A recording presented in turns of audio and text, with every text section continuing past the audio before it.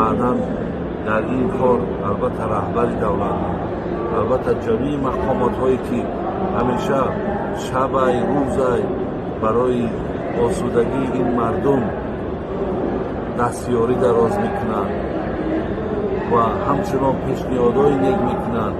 خدای مهربان تنشون صحت، ایمانشون باز هم کامل و خاتمهشون بخیر و در این کار ثواب الله مهربان در نامه اعمالشون اجر نویسنده بگردد.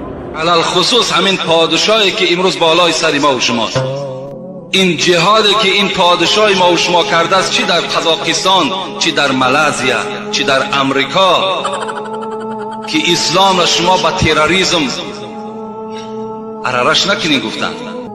این سخن یگان شیخ عرب نگو بلکه پادشاه ما و شما گفت.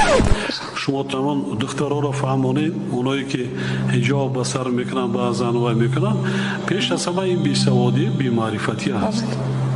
سوادی کافی ندارن اونا و هم گمراه گشتگان. چرا بیگانه پرستی کنیم؟ با ایفتی زن بانوی تاجی یک به سطر حجاب نمی شود.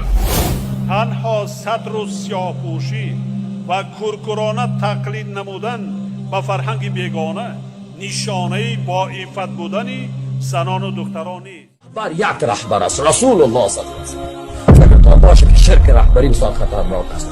رهبر یک رهبر است، رسول صلی الله علیه و سلم. به غیر از رسول صلی الله علیه و سلم هیچ رهبری نمیتواند درست باشد. و این عصر فتنه، او رهبری که نماز نمیخواند، رهبری که کلمه خود را مفهوم کلمه خود را یاد ندارد، رهبری که طاغوت را نمیفهمد که چی معنا، تو را رهبر بگیری. شرم باد بر تو، شرم باد بر تو کسی که رسول الله را رهبر نمیگیری. نه کسی را رهبر میگی که عمرش در قتل و غارت و رشوه و دروغ و فریب و چل و نیرنگ و قتل و قتال رد شده، او را رهبر میگیری. شرم باد بر تو، شرم باد بر تو کسی که رسول الله را رهبر نمیگیری.